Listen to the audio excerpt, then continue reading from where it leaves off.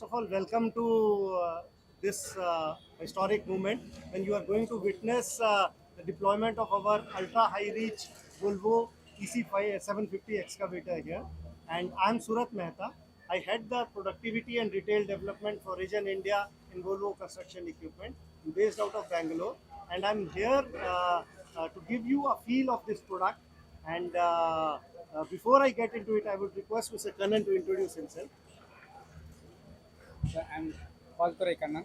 So my company PK Unique Projects Private Limited, so which involved in demolition for more than 2 decades.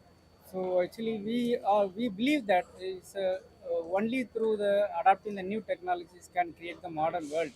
So we started introducing new technologies step by step.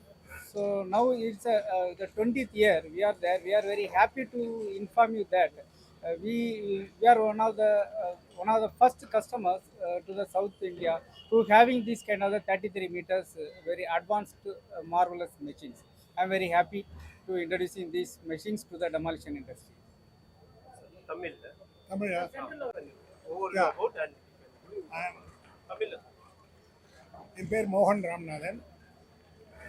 நான் வந்து advance construction technology or short ACT managing director, founder and managing director.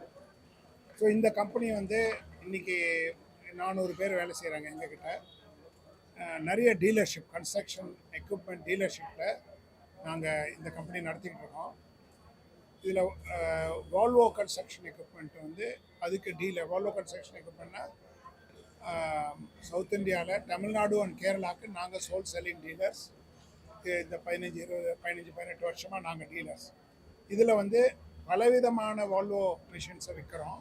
விற்கிறது மட்டும் இல்லாமல் 10 branches இருக்குது Tamil Nadu and கேரளாவில். எல்லா பிரான்ச்லேயும் இன்னும் engineers, sales engineers, service engineers, stocks எல்லாம் வச்சுருக்கோம் பிரான்ச்சஸில். இதில் வந்து ஒரு ப்ராடக்ட் ஃப்ரம் வால்வோ வந்து டெமாலிஷன் மிஷின். ஸோ டெமாலிஷன் மிஷின்னா மேனுவலாக டெமாலிஷன் பண்ணுறதுக்கு பதில் மிஷின் வச்சு டெமாலிஷன் பண்ணுறது நிறைய மெத்தட்ஸ் இருக்குது. ஸோ இதில் வந்து இந்த டெமாலிஷனுங்கிற ஃபீல்டில் வந்து இந்தியாவில் நான் தான் முதல்னு சொல்லிக்கலாம். எல்லா டெமாலிஷன் மெத்தட்ஸும் ஒரு ஸ்டேஜில் கொண்டு வந்திருக்கேன். 40 வருஷத்தில் ஒரு ஸ்டேஜில் கொண்டு வந்து எல்லாருக்கும் கற்றுக் கொடுப்போம். இப்போ கண்ணன் மாதிரி இருக்கிறவங்க பாம்பேயில், டெல்லியில் என்ன ஃபாலோ பண்ணி அவங்க இது பிஸ்னஸ் ஆக்கிறாங்க. இதனால் என்னதுன்னா ஆல் ஓவர் இந்தியாவில் சேஃப் டெமாலிஷன் பண்ண முடியுது.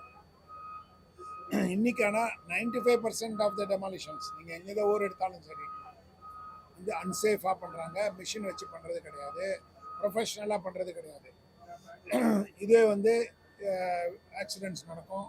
இதெல்லாம் அவாய்ட் பண்ணணும்னா சேஃப் டெமாலிஷன் தான் ப்ரமோட் பண்ணணும். நாங்கள் எங்கள் பிராண்ட் ஏசிடியாக இருந்தாலும் வால்வோ இருந்தாலும் சேஃப் டெமாலிஷன் எங்கே நடக்கிறதோ அதுதான் ப்ரமோட் பண்ணணும்.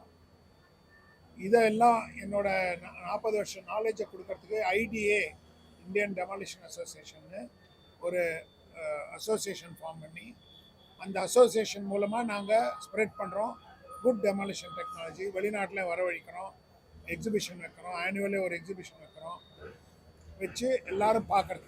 இதனால நிறைய கான்ட்ராக்டர்ஸ் உருவாகிறாங்க. அதனால வந்து நிறைய கிளைண்ட்ஸ்னால் ஓனர்ஸ் அவங்க இது மாதிரி எங்களுக்கு பில்டிங் பண்ணலாமா அப்படிங்கிறது வந்து அவங்க யோஜனை பண்ணக்கூடிய ஒரு நிலைமையில் இருக்கும்.